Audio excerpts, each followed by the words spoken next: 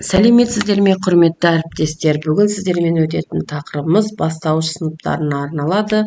Бастауыш сынып мұғалімдері көп ұсыныс жасағандықтан осы сіздерменен Windows.ru сайтымен таныстырып өтемін.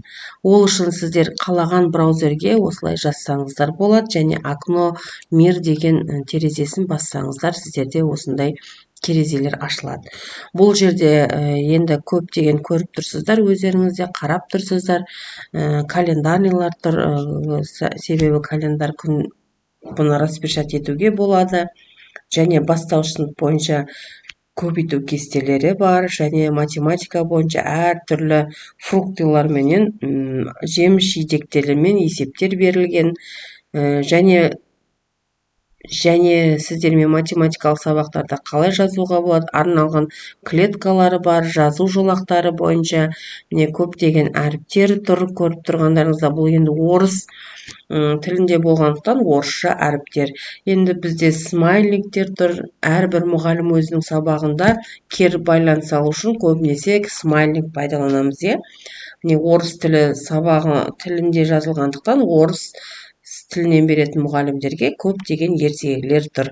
Және баланың өзінің бояйтын краскалары бар, түсті ажыратуы мүмкін осы бояу арқылы, болмаса есептерді шығару мүмкін. Қазір тоқталып өтем оған тереңірек. Және бізде кіру шығу табличкалары тұр. Бұны біз компьютерден көбінесе шығарып отырамыз. Сондықтан осы жерден қолайлап алуға болады. Мұнда ары қарай енді таныстырып өтейін. Егер мына календарьдің үстін басатын болсаңыздар, міне сіздерге көрсетіп тұр. Альбомный қиылысы бар және книжный. Сіздерге қай түрде горизонтальный, вертикальный дейміз ғой енді біз. Сол бойынша алуға болады. Мысалы мен осы горизонтальныйды алсам, маған керек осыны скачать етеміз. Міне жоғары жағында скачать, кәдімгі скачать етіп алатындай. Және өзіңіздің документке сақтайсыздар ма, загрузкидің ішіне сақтайсыздар ма, рабочий столға сақтайсыздар ма, өздеріңіз ат беріп сақтасаңыздар болады. Міне 23-ші жылдың календары деп мысалы сақтауға болады. Өздеріңіз әрбір сөзді жазып қойғандарыңыз дұрыс деп ойлаймын, шатасып кетпеу үшін. Міне сөйтсеңізді өздеріңіздің компьютерларыңыздың төменгі жағына түсіп отырады.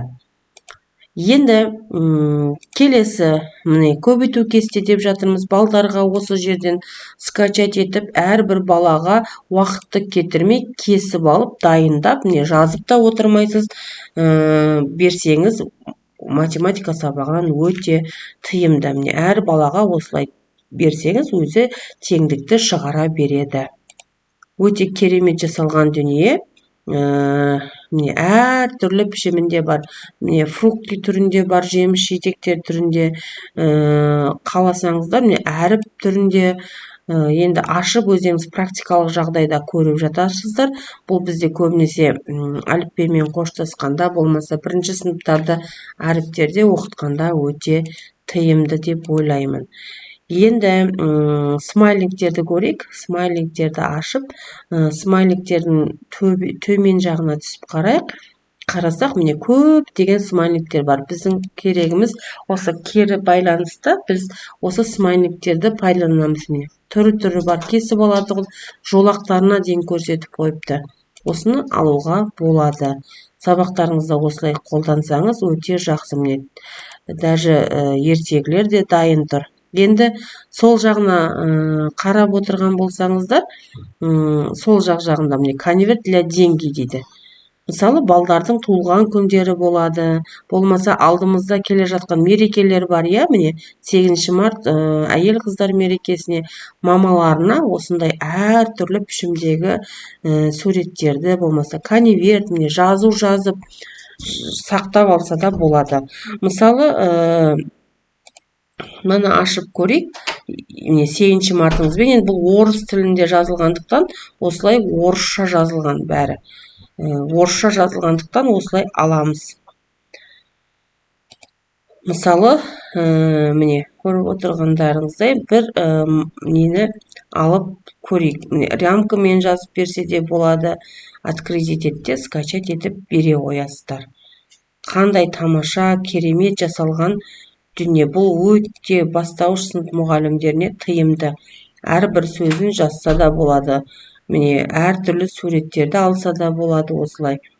Қалаған фондағы өздеріңізге ұнатқан балдарға берсеңіздер, ата-аналары қуанып қалады. Әртүрлі шаблондарды осылай қолдануға болады. Көріп тұрғандарыңыздай. Осы сайттан пайдаланыңыздар, көріңіздер, әрбір сабақтарыңызға тиімді және жан-жақтамай боласыз. Бала да қызығады, осылай беріп отырсаңыз. Бұны біз Google-дан іздеп алып, қалай жасаймын деп отырамыз, болмаса компьютерда қалай жасаймын деп отырамыз. Сондықтан дайын шаблонды алсаңыздар, өте керемет. Осы сабағымыз, бүгінгі сабағымыз осымен бітті. Менің каналыма тіркеліңіздер, лайк басыңыздар, комментарий жазыңыздар. Келесі сабақтарымда көріскенше сау саламат болыңыздар.